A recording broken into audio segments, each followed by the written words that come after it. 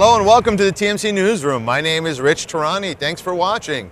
We are coming to you from Interop 2010 in Las Vegas. On our program today is David Cocchiara, who's with Lancope. David, how are you? Good. Thanks for having me, Rich. Thanks for being on our program. So, best way to start off is at the beginning. Tell me about your company. Well, Lancope is the leader in net flow collection and analysis, and we use the collected net flow, we analyze it, and we provide global visibility for large enterprise companies worldwide. So global visibility, that allows me to basically see wwhat's happening on my network, right? Correct. End-to-end. End-to-end visibility, whether it's virtual, physical, remote locations, if you're on an MPLS network, all the new things that are coming into, as you're seeing at the show here, you know, all the convergence that you're seeing in networks today, and the different technologies or different arrangements of the network, we're able to provide monitoring and management and complete visibility over all of those. So you said virtual versus physical. So like a VPN, is that what you're kind of getting at? We can monitor traffic on VPN networks. We can monitor or on the VPN connections. We monitor traffic, like I said, on virtual. We started, you know, initially we used to do a lot of physical. We monitor router and switches, monitor the behavior of users, monitor the behavior of network interfaces, and the typical activity. But as the virtual environment is growing, as you hear a lot here, whether it's virtual or it's cloud computing, we've created a way to extract data from the virtual servers or the individual servers on a virtual device and monitor that in the same way. So types of things we monitor for: network behavior, typically if network is being utilized or interface is being utilized appropriately, bandwidth's being used more than normal. If certain user activity happens to be abnormal, so a user's doing something that they wouldn't normally do or that you wouldn't expect them to do, whether that's downloading files, whether they've been infected with a virus or it's a worm outbreak or something like that, we track that type of abnormal behavior. We also track, you know, typical normal network characteristics, round trip times, things like that. And we do all this with a three-tiered architecture and a limited deployment of appliances. We actually use NetFlow. I'm not sure if you're familiar with NetFlow, Sure. The output traditionally from Cisco devices. Sure. And we use that, run it through about 150 proprietary algorithms and some other magic. And we're able to tell people, you know, what's normal, what we've seen historically that baselines as normal. Sure. And then when we see deviations from that, can report, alarm, let people know what kind of things are going on. So have you seen changes in the business in the last few years? We have. We've definitely seen an increase in the adoption and interest in NetFlow. So NetFlow's been around for 15 plus years.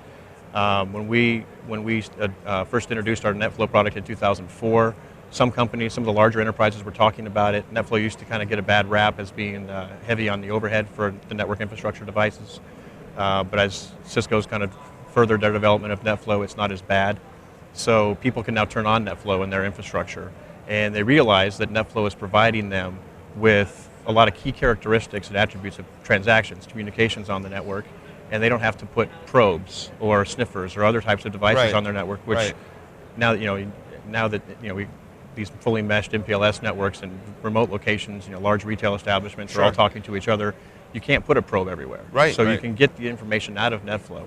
We analyze it, report on it, and provide, again, that visibility from all over the network with a handful of collectors, because they're just collecting the net flow from the network itself, reported up to a management console and used by network teams, security teams, the data or server teams, virtualization. So can I set filters and alarms and things like that? You sure can. Yeah, so baselining is done both intuitively by the product and also during implementation. You look at certain types of activities. You may have much lower thresholds for more critical sections of your network or critical applications, and you may have other thresholds for your outside traffic. Now, if you look at the globe, are there certain parts of the world that are more interested in what you're doing? We've seen a lot of interest domestically. NetFlow adoption, I think, has happened more here in North America than it has internationally, but we've seen a lot more over the past 18 months. We see other types of flows, whether it's S-Flow, you know, some of the Foundry Brocade, or HP type of flow telemetry, which we also look at. We don't just look at NetFlow. But we're seeing the international market start to look at other ways. You know, all these companies are global now, and they're trying to figure out how they can monitor their global network, get that visibility, find out where things are going wrong, and track performance from a handful of devices located wherever, whether it's here or internationally. So what's next for the company?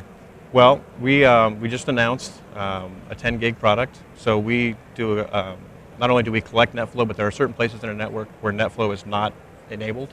So it might be a remote location, doesn't have router or switch that can turn on NetFlow. So we've created a flow sensor that will actually plug in and generate NetFlow records, send it to our collector. We analyze it just the same way we'd analyze it from a network location.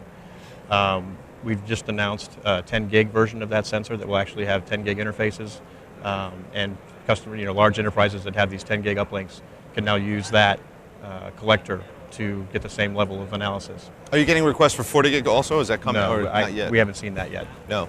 Okay. And so the next step for us is not just network monitoring and behavior of the network, but now application performance. Application performance is a big push right now. People want to know how everything's performing on the network. What's my user experience? Right. And so in our next release, which will be in the fourth quarter of this year, we will have application performance capabilities, both in our flow sensor as well as in our virtual flow sensor. It's very exciting because as things move to the cloud, that seems to be just a common challenge that companies have to deal with, is just how to make sure these apps are performing correctly, right? Yeah, it's all about the user experience now. I mean, users, heard somebody say it earlier today, is it availability or performance? And people aren't as concerned about availability now. They really are concerned about performance. And how do you monitor that? How do you stay ahead of them and make sure your users are taken care of? Sure, because it used to be that the apps were, let's say, reaching out to the network infrequently, and now they live on the network. Yeah, so you really, that network's really got to be up all the time, and it's critical that you measure every piece of the traffic puzzle from beginning to end, right?